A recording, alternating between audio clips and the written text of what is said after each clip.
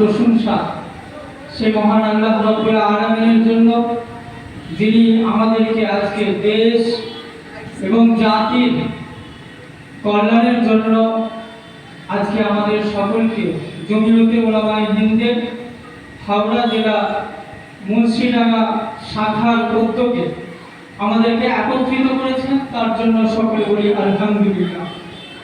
এবং তারপরে শতকোটি দরুদ বর্ষিত সেই মহান নবীর প্রতি, যিনি সারা বিশ্বের কল্যাণ জগতের আলো, বিশ্ব শান্তির অগ্রদূত, মানব জাতির পথ প্রদর্শক হযরত মুহাম্মদ মুস্তাফা সাল্লাল্লাহু আলাইহি ওয়াসাল্লামের উপর।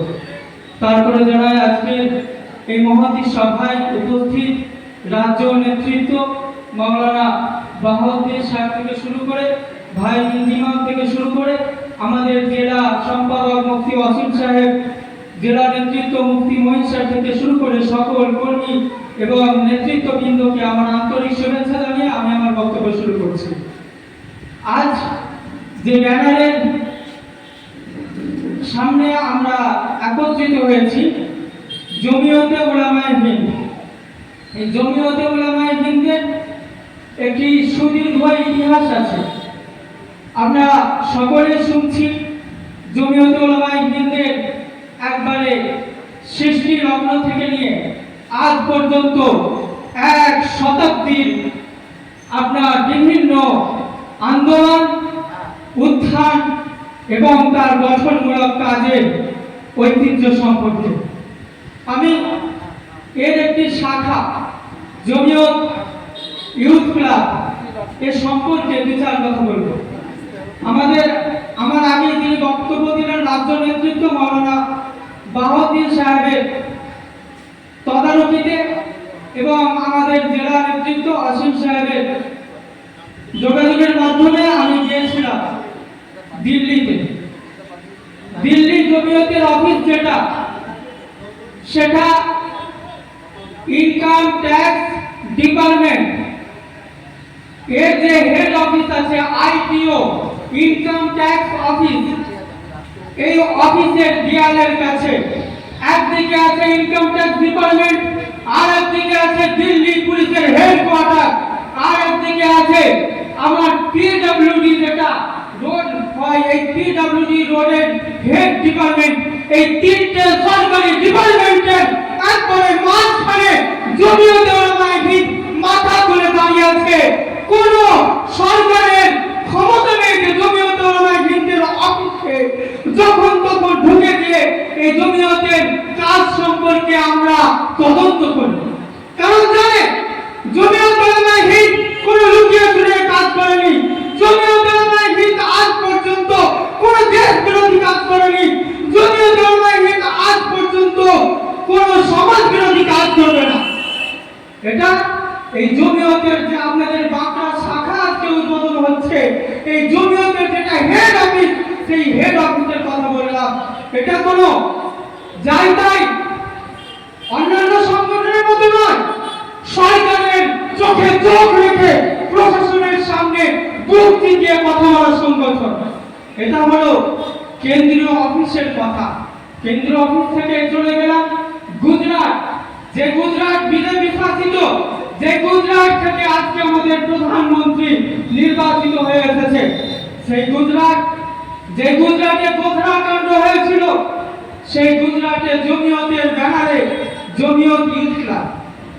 আজকে এই দাড়ি টুপিওয়ালাদেরকে যারা সন্ত্রাস বলে, দাড়ি টুপিওয়ালাদেরকে যারা জঙ্গি বলে গ্রেফতার করে, এই দাড়ি টুপিওয়ালা এইরকম ড্রেস পরে ঘুরবে আর প্রশাসন কোনো কথা বলবে না, এটা কি হতে পারে? এটা জমিয়তে উলামায়ে হিন্দ, এটা দায়িত্বশীল সংগঠন। এই ড্রেসটা কোনো সিকিউরিটি গার্ডের ড্রেস নয়। আমার দেশে লেখা আছে, দেখতে পাচ্ছেন, ভারত স্কাউট অ্যান্ড গাইড, একটা দায়িত্বশীল সংগঠন। এখানে লুকিয়ে চুরিয়ে আরএসএস এর মতো ওই আপনার স্কুলেতে অস্ত্র ট্রেনিং দিবে, প্রকাশ্য করার ক্ষমতা রাখে না। এটা জমিয়তে উলামায়ে হিন্দ, যেটা প্রশাসনের সামনে দাঁড়িয়ে ট্রেনিং দেওয়ার ক্ষমতা রাখে। একটা সরকার স্বীকৃত ভারত স্কাউট অ্যান্ড গাইড, এটা সরকার স্বীকৃত। যেমন এনসিসি হয় স্কুলে, তেমন ভারত স্কাউট গাইড এটা এনসিসির মতো একটা শারীরিক ট্রেনিং দেওয়া হয়। তাই আজকে যদি আমি ইসলামের দৃষ্টিতে দেখি, নবী সাল্লাল্লাহু আলাইহি ওয়াসাল্লাম বলেছেন যে তোমাদের মধ্যে দুর্বল মুমিনের থেকে সুস্থ সবল মুমিন উত্তম। অতএব আমরা যারা এখানে মুমিন উপস্থিত আছি, আমাদের মধ্যে যারা সুস্থ সবল আছে তারা অতি উত্তম।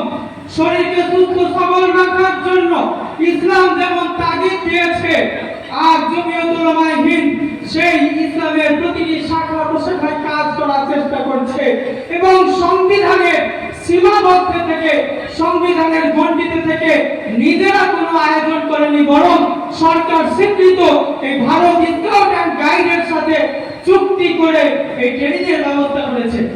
তাই কোনো দ্বিধা নেই, কোনো ভয় ভীতি নেই জমিয়তের কাজ করতে গেলে।